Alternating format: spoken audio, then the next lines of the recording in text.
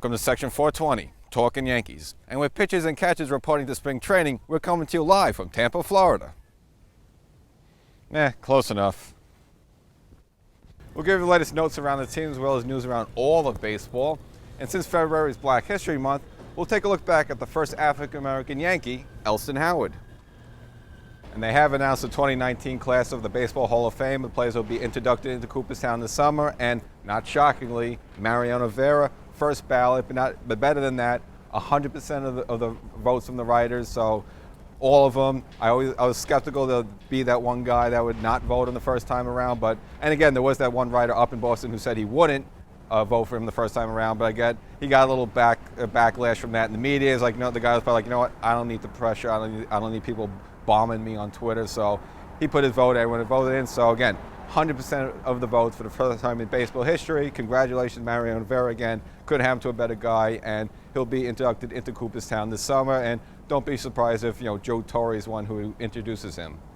And joining him will be his teammate, Mike Mussina, who barely got in with 76.7%. Needed 75 to get in, and I've been crying for him for years. Barely slipped in, so congratulations to Mike Mussina. Now, there's a kind of question, would he wear a Yankee hat or wear a Baltimore Oriole hat? Now, overall, his body of work, he did a lot more good probably as a Baltimore Oriole. That's kind of where his prime years, but he also had some good years with the Yankees. But Mussina kind of put all that to rest. He's just going to go in with a neutral hat. I think it's one of those hats that says Cooperstown Baseball of America. So it didn't really bother me either way. Even if he went in for an Oriole, it's just good to see him. So him and Mo will be going into Cooperstown this summer. Unfortunately, Andy Pettitte didn't get in. Not that it was a big surprise, but he did get 9.9% of the vote, which is good news in sort of way, because if you get under 5%, then you get kicked off the ballot moving forward. So he would qualify again next year, but again, I just don't see him getting in at all. But at least a few people recognize him for his career, so some good news to take out of it. But it was interesting to note that another former Yankee, Roger Clemens, as well as Barry Bonds, who, the whole thing with the steroids and tampering, they creeped up a little bit to 59%, getting closer and closer. So maybe 2 or 3 years down the road, they get close to that 75%. Remains to be seen, but joining Mussina and Mariano Rivera will be Roy Halladay, pitcher. I could see that. Career very similar to Sandy Koufax, where it's like, he started off kind of meh, but then it had like 5-6 years where he was this amazing 2-time Cy Young Award winner. Definitely could see him getting in. And plus, of course, he died tragically in a plane crash, so maybe a little homage to that, but I have no problem with that. The one I'm not too happy with is Edgar Martinez from the Seattle Mariners. Now, very dangerous hitter, the scariest guy in the lineup. I mean, he killed the Yankees in that 1995 wild card series. So, again, I respect him as a hitter, but as a Hall of Famer, not too sure about that. I mean, good. He has a .312 career average, which is great, and over, like 320 career home runs. So those are good numbers, not to be ashamed of, but he's not a 500 home run guy, and he never got 3,000 hits, and got no world championships. And the thing that's crazy about that, he basically played his entire career as a designated hitter. So really what that tells you is when, David Ortiz is coming up, which I at least see him as a Hall of Famer, another guy who's pretty much a career DH, but at least with him, he's a 500 home run hitter and he's a 3-time world champion with the Boston Red Sox. But the Edgar Martinez one is just a little meh in my book, but whatever.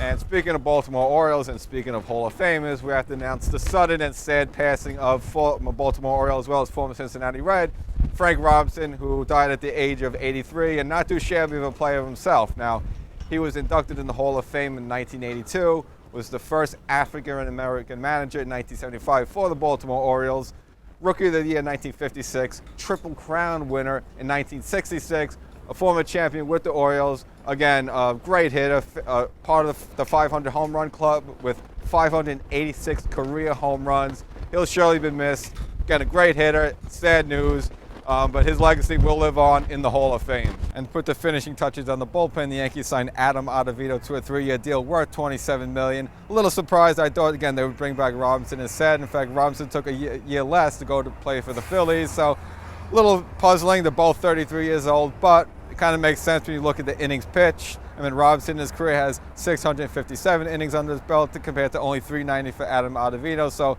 in that regard, in terms of injury, he's less of a risk. But he's a native New Yorker, so he probably could, he knows the deal. He could probably handle it. And as well, he pitched in Colorado. Not an easy place for a pitcher to pitch and put up good stats. He has, so you go to American League in a place that's not a mile high, you should thrive much better. So he's just going to join what's going to be a fantastic bullpen in 2019. Now, strangely, Adam Ottavino is going to take number 0, a single digit. I thought there were none left for the Yankees. Like Jeter had number 2, and then Torrey is going to have number 6, and all the single digits on. But technically, no one took number 0. So Adam Ottavino wants to wear it, kind of setting himself up to fail a little bit. I mean, he should know. He's a Brooklyn guy, he's a New York guy. He knows how the press can be, and if he's going to be blowing games like, oh, 0 did it again. He's a 0. He's a total 0. So he's really setting himself up here. But if he does well, then it could flourish, and you'll see everyone is number 0. But I just think it's just, again, the new age we're in. Judge is number 99 and Frazier's 77. So players aren't so historically, tied to numbers the way they used to. So as a pitcher, 0, I don't know if it's even been done for probably not. So, I give him kudos for being original, and I guess, he just wants to be a big 0. Now, good news, at least on the Gary Sanchez front, is that the Marlins traded their prize catcher, JT Realmuto, to the Phillies. The reason that's good news is that a couple months ago there was some noise that maybe the Yankees might involve either with a straight deal with the Marlins, again run by Jeter, or perhaps some sort of 3-rate trade that would send Sanchez out of town. But with JT Realmuto going to the Phillies, that's sort of all done and off the field. And Gary Sanchez can relax and just worry about having a good season in 2019. And the Yankees finally got rid of Sonny Gray. I mean, they said they were going to do this months ago, but there was a lot of stalling. And then, when CC had the heart issue, there was like, all right, maybe they'll keep him as a backup in case they need a 5th starter. But finally, they were able to get rid of him, trade him to the Cincinnati Reds. Actually, a 3-team deal where the Yankees get back a prospect from the Mariners, basically their second round pick from 2018, Jeff Stewart. He's an outfielder prospect. It doesn't matter really. See what it was more about this shipping Gray out of town, and I think it's a good deal for everyone involved. Again, I think Gray's a good pitcher. It's just for whatever reason it just wasn't working here in New York. I don't know if it was a mental thing, but whatever. Cincinnati, it's a good fit for him, a good landing for him. National League, easier lineups to go through. Plus, you're in Cincinnati. It's laid back. No one cares. So I think it's just a good position where he has no pressure, and then finally, he could go thrive. So have a good life in Cincinnati. Now, Judge said he would be willing to move his position for right field to accommodate if, the Yankees did sign Bryce Harper. But, again, it's not really sending a good signal. He kind of did the same thing last year. Manny Machado, posted a picture of himself in pinstripe as a joke, and Judge kind of liked it. And I understand why he's doing it, the kind of recruiting method, but also in another way, it's kind of like, well, you're asking for one of your teammates to lose his job. It's probably not a good thing. It's just not subject. You should just put a sock in it.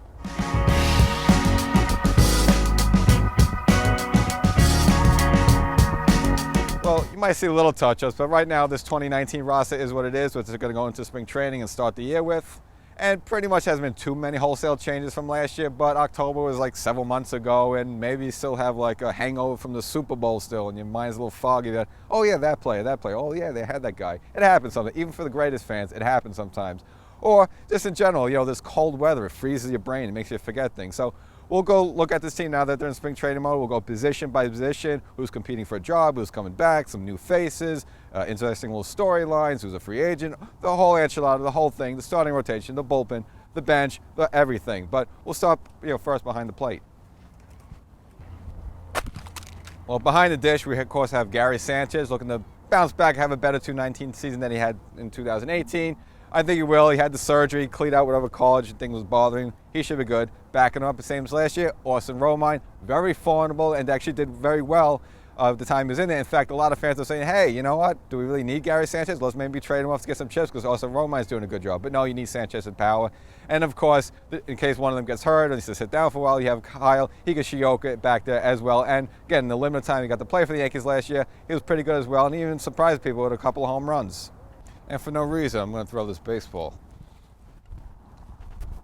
Now, for me, first base is going to be one of the two more interesting positions with competition, left field the other one. But this one, with Luke Voit and Greg Bird. Now, Luke Voit, the Yankees traded him from last season and came on fire.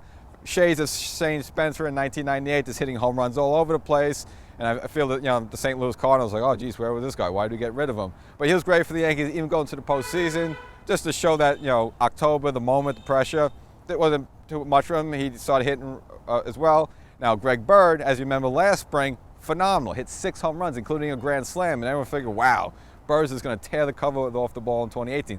But it didn't happen. He was slow out of the gate, then had these foot injuries and that injury and that injury. And yeah, he did come back at the end of the year, but wasn't the same player, didn't have the pop in his bat, and pretty much lost his job to Luke Voigt. So it's going to be interesting how it works out. Now, Brian Cashman kind of hinted that, yes, Voigt has the leg up so far, and that's, so it's probably Voigt's job to lose. But again, we'll see what happens. And Bird, if he can just get it together, again, great upside, he's still young, got the great swing for Yankee Stadium, so it will be an interesting competition to see how this all pans out. Second base. Now, Gleyber Torres, rookie for the Yankees last year, had a phenomenal first year. But remember, the Yankees signed DJ LeMahieu, another good short-handed guy from the Colorado Rockies, very capable well at second base, but he's kind of a bit of a jack of all trades a little bit. They could move him over to third base a little bit, or with, Didi down now at shortstop. Plus, yeah, you have Troy Tulowitzki there. But again, he's very injury-prone. You can't play him too much. You don't want to ride him too hard. So you might see a little mix and match, and maybe Torres goes over to shortstop a little bit, again, because that's his natural position. Maybe they try DJ LeMahieu there a little bit as well. So a lot of mix and match, but for the most part, it's mainly going to be Torres there at second base. Maybe at the end of the game, they might put LeMahieu in for a little defensive help, or they might put LeMahieu a little bit at third base. But starting second baseman, Gleyber Torres. And at shortstop, you have Troy Tulowitzki to at least start the year. Now, remember, Didi Gregorius would normally be the shortstop, but of course he had to have Tommy John surgery at the end of last year. Sliding in against that Baltimore game. This wasn't himself during the playoffs, but he won't be ready till about June, July. So you kind of need to, mix and match, have a little bit of round robin, do whatever you need to do to get through at least half season until Didi gets back. So they took a fly on Troy Tulowitzki, again, a former MVP caliber type player, a former Silver Slugger player, a former Gold Glover. So there's some quality there. But his body's been breaking down, so I don't know how long the Yankees could ride him, but I feel like they won't press him too hard, so you might see a little mix and match. You could definitely take Gleyber Torres, who is a natural shortstop, moving from second to short once in a while. And you also have a guy like Tyler Wade on the bench, could fill in maybe for some late inning defense, as well as DJ LeMahieu. I think they don't want him to also be second and short, but you might see him there as well for a few games, just to keep his body up enough, so when Didi gets back, then he could be the full-time Didi shortstop. And third base, Miguel Andujar. Not had much competition at that position, and I'm sure he's very happy that the Yankees haven't signed Manny Machado, at least up to this point. Not much competition for him to get the job, but just sort of like you might see a little late inning defense just to relieve him. Again, he's not the greatest of defenders, getting better and better each time, but it'll be mostly his spot. But you might see the guy who they signed, DJ LeMahieu, play a few, he does have some experience on his belt at third base. Just to sub in once in a while, just give him a breather, or just for late inning defense, eighth and ninth inning, kind of what the Yankees did last year during the playoffs. So, but for the most part, you're going to get a lot of Miguel Andujar at third base, and I think he's going to have a fantastic sophomore season. Now, just like first base, to me, another interesting competition is going to be out for left field. You have the old versus the new. Brett Gardner, the Yankees brought back for 1 year, versus Clint Frazier, who is supposed to be the future of the Yankees, one of the future cornerstones, but obviously was out last year with the concussion protocol. So he's going to be coming back, and he actually stated that, no, he wants to win the job, and I don't see it as a bad thing. I know he came up, he was a little cocky guy, he claimed they didn't even know who Mickey Mantle was and all that stuff, and felt like a little entitled, but I like the fact that, I was out all last year, and I want to come back and I win this job. So puts a little fire on them. I like it, and maybe that motivates Gardner as well, and maybe it ups his game. Not that I think he's a loafer or anything like that, but the two of them, again, just same as first base, if they're pushing each other, overall it's going to make the team good. And whoever starts the year, it doesn't matter. I mean, even one wins the job sort of in spring training, they could have a bad month, and then they're kind of riding the pine in May. So we'll see how it plays out. In the long run, though, Clint Frazier is the future. He's the young guy, but the good thing about Gardner is that even days that Frazier plays left field, well, he's capable of playing center. So then you can shift Gardner in center and give Aaron Hicks a night off. So it's good to have Gardner. I'm glad they brought him back. Not the greatest of batting average type of guy, but he can serve many purposes for the Yankees. And if Clint Frazier does win the job one out, there's still a lot of stuff Gardner could do for the Yanks. And of course, center field, Aaron Hicks, it's his job to have. Switch hitter with power, great defense, a very strong arm. But funny enough, now Jacoby Ellsbury's put it out there that he wants to win, try to win the job back. Now he's been on the shelf since 2016, had the hip surgery, and he's been a complete joke really whatsoever. And that contract has been so bad for the Yankees. In fact, they were talking about maybe shipping him out if they were going to trade it with Robinson Cano, sort of sending Ellsbury's bad contract out to get Cano's bad contract back in. Just sort of a trade-off. But there are rumors that the Yankees are looking to shop him. The latest ones are with Johnny Cueto out in the Giants, but that wouldn't even make sense. Cueto's an okay pitcher, but the Yankees don't need another starting pitcher right now. That's all pretty locked down. So we'll see what happens, but his agents put it out there that he's coming to spring training. He's looking there to earn a job. So maybe he tries to get a center field job back, and maybe, who knows, maybe becomes a bench player who once in a while plays once a week, and just to give Aaron Hicks a break. we'll see what he has left, but that's really turned out to be a horrible contract. But for the most part, Aaron Hicks doesn't have much to worry about. I don't see anything Ellsbury could do right now to take the job away from him in center. Now, in right field, the Yankees have this one player. I think he's got a really good shot at making the team. His name is Aaron Judge. Again, he's going to have to compete hard, but he has a really good chance of making the Major League roster, as well as the other guy, Giancarlo Stanton, who's usually a DH, but plays right once in a while, as well as the left, but more for right. But Giancarlo Stanton and Aaron Judge, again, a really good shot at making the Major League squad. Really good shot. Now, the good thing about having strong competition for starting spots is that at the end of the day, it just gives you a strong bench. So even if you have someone like Brett Gardner who loses out on the left fielder job, you now have a crafty veteran who can now come off the bench, whether it's swipe a bag or play a little late inning defense. And then, something like that, Troy Tulowitzki, a guy like that, even if you have him sitting on the bench, a guy like that could come in, pitch it, and hit a 3-run home run. But for the most part, I think your bench guy is going to be someone like a Tyler Wade. Obviously, not the strongest at bat. Maybe he'll start once every 2 weeks just to give someone a breath, but he could come and play a lot of late inning defense. DJ LeMahieu, again, a former Gold Glover type of guy who won the batting championship 2 years ago. You have a guy like that riding on the bench. So, yes, if you want to win a championship, you need a strong starting rotation, a strong fielders, a strong infield, all that stuff. But you also need a great bench. So I just feel like all these guys the Yankees brought in, it's just going to make the team complete. And again, there's just going to be points this season where people get hurt or someone's in a bad losing streak. And if you go bring a guy like DJ LeMahieu in, it's just going to help Torres be a better player. But let's look at the mound. The guy's throwing the ball, actually. You got the starting rotation now. It's going to be much better to start the year than they had last year going into the season. Luis Severino, of course, the ace again, looking to have another strong season. But, just be a little better than more than only like 75% of the first half of the season. Number 2 guy, the guy that got it from Seattle, James Paxton. Again, a great trade by Cashman. Number 2 starter, lefty. Number 3, Masahiro Tanaka. Steady Eddie, still a good guy, especially in the postseason, still a clutch pitcher. He's your number 3. Number 4, J-Happ, or J-A-Happ, who the Yankees picked up last year. And for the time they had him for the 2 months, fabulous. Now, again, he had that bad postseason start up in Boston, but again, you're not going to hold against him for one bad start. We have him as your number 4 starter. And rounding it out, of course, CC Sabathia going into his final season, at least he's announced it. He might change his mind, but I doubt it. CC's as your 5th starter again, and the lefty. Yankees again throwing 3 lefties in the starting rotation when pitching Yankee Stadium. The whole adage is that yes, throw lefties. So that's your starting rotation. And coming out of bullpen is probably the best set of relievers in Yankee history. Might be the best set of relievers in baseball history for a bullpen. Of course, Aroldis Chapman, a strong closer as it is, but he's coming to the 3rd year of that deal he has where he can opt out. So a lot of motivation to have a good year and put up some good numbers to either opt out of the deal and get a better deal from the Yankees, or maybe get a bigger deal, a better deal from somewhere else. So he should have a good season. 7th and 8th inning, a little mixed match. Boone. This all depends on the batters where the left-handed hitters are coming in or the right-handed are coming in. You have Dellin Betances, who the Yankees are bringing back, settled on the arbitration, as well as Zach Britton, who the Yankees re-signed for a 3-year deal. Now, Zach Britton, it's Zach with the K at the end of the name, not H. It used to be H, but he officially changed it to K because, get it? Pitcher, K, striker, very funny. At least he found it funny to change his first name. And then another guy the Yankees signed for the 6th inning, Adam Ottavino, number 0 for the 6th inning. And then before that, you have a whole plethora of guys of the Yankees, a lot of familiar faces coming back, but very strong pitchers. Of course, Chad Green, guy could almost go throw multiple innings. He could go 2 innings and strike out 5 or 6 of the batters. Jonathan Holder, who took a huge step from last season and kind of filled the void from Tommy Kahnle. And Tommy Kahnle himself, who, yes, the Yankees got him 2 years ago, and he was fabulous in 2017.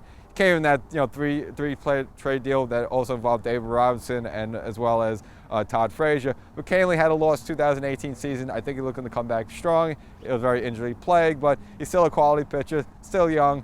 And it just happens that one of the starters, has a bad day or bums out or gets hurt or something. You could bring in Domingo Germán as well as Jonathan Loaisiga.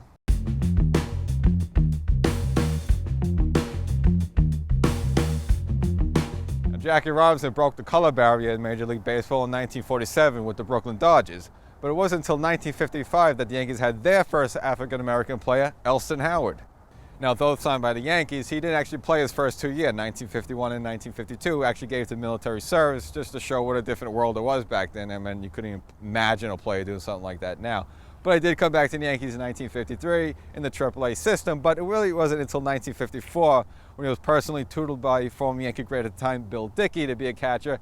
And then finally by 1955, he was brought up and he was on the opening day roster. I told you I wasn't lying. Now, Howard was a great hitter. The only challenge is finding enough playing time in positions. Now, as a catcher, well, 1955, mid-50s, there was still the heyday for Yogi Berra, and he was still a fantastic hitter himself, so you really couldn't move Berra out of that position. So it was hard for Howard to find enough at-bats. Again, he would get a little left field. 1959, they tried him at first base, but it really wasn't until 1960 that the worm started to turn a little bit, where you thought, okay, Berra was still a great hitter, but maybe physically they started to take him behind the plate a lot and put him out in outfield, and then switch and put a little more Elston Howard behind the plate. So around the 1960s is when you start to see Elston Howard as more of the regular catcher. And once he had this job, his career really started to flourish. In fact, by 1963, he was the MVP of the league, batting .278 with 28 home runs and 85 RBIs, again as a catcher, winning his first Gold Glove, something he would do again in 1964. And overall, a 12-time All-Star. In fact, he had an 8-year consecutive run. Now, in 1965, Howard needed surgery on his elbow, and overall the 65 Yankee team just started having decline. All those great iconic players from the 50s and early 60s all just started to get old and break down, such as Mantle and Berra and Whitey Ford and all that. And Howard was no different. And then finally, by 1967, the Yankees traded him to the Boston Red Sox of all teams, and the rivals.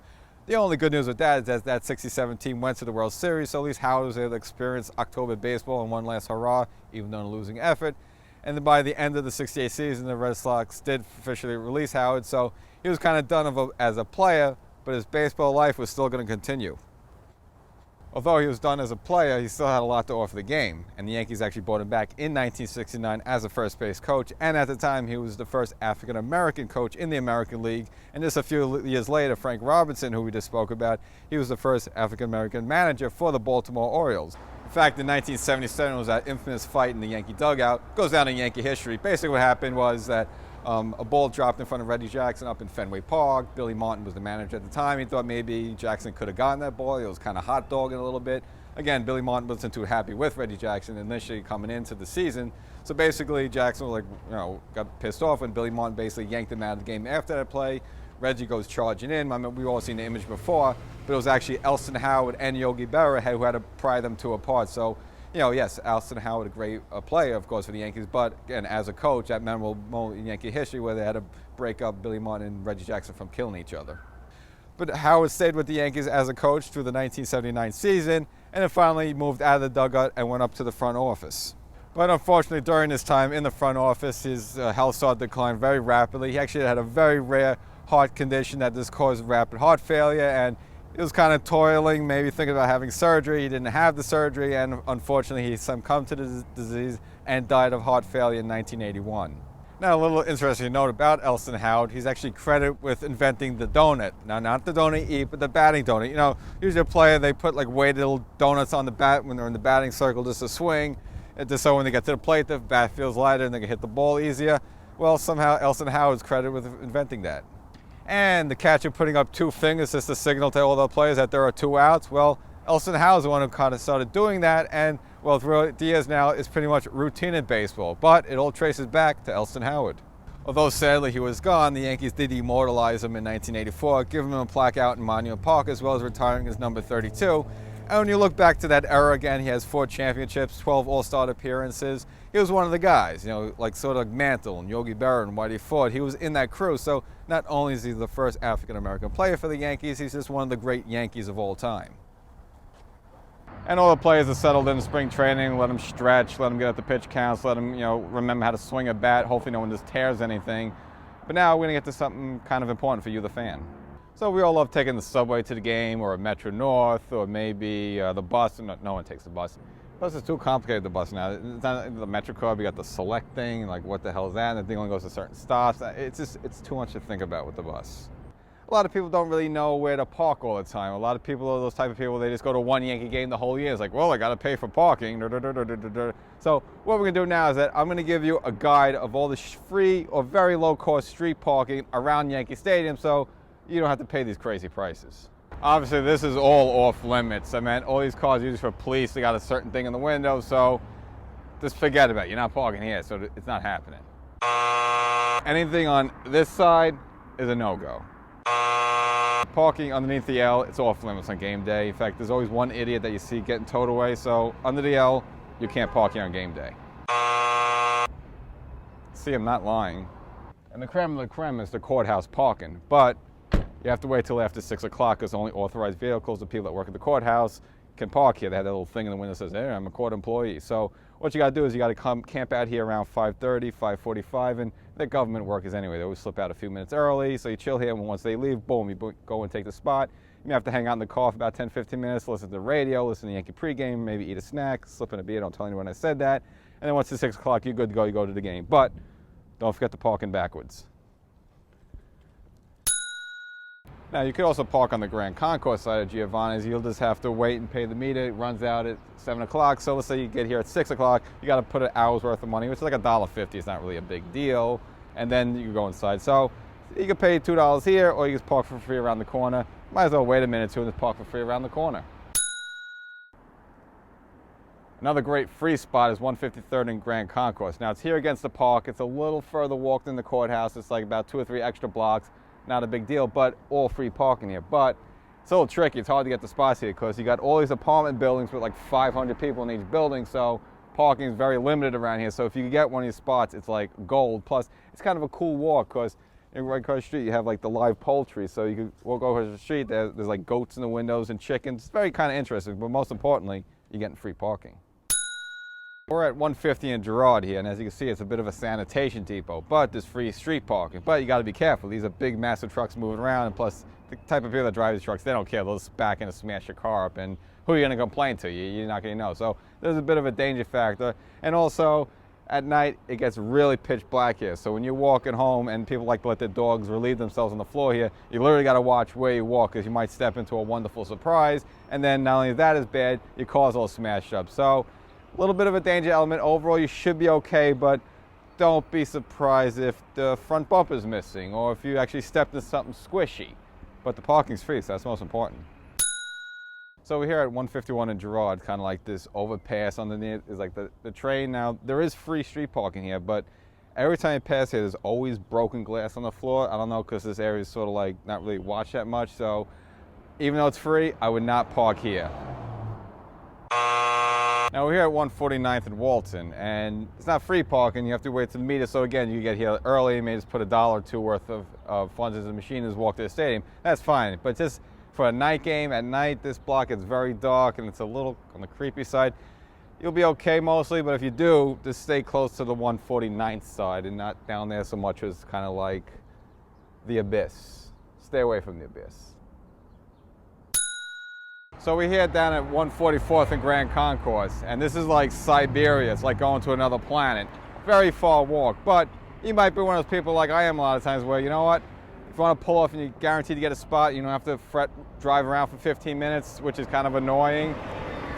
I would understand that, but it's metered parking, so same deal. If you come here, you might have to plop down about $1.50 or $2, but then you got a very long walk to the stadium. So if you want to do it, you're almost guaranteed to get a spot here, but be in for a very long walk before the game, and of course a very long walk back from the game, and it's kind of a desolate area. Should be safe mostly, but you're better off just going down, at least try to get one of the other spots I told you about. You know what, I changed my mind. I'm just going to take the bus. Hope you enjoyed the show. Now, don't forget to check us out on YouTube. Click that little bell icon to get notified anytime we post new content, and don't forget to subscribe.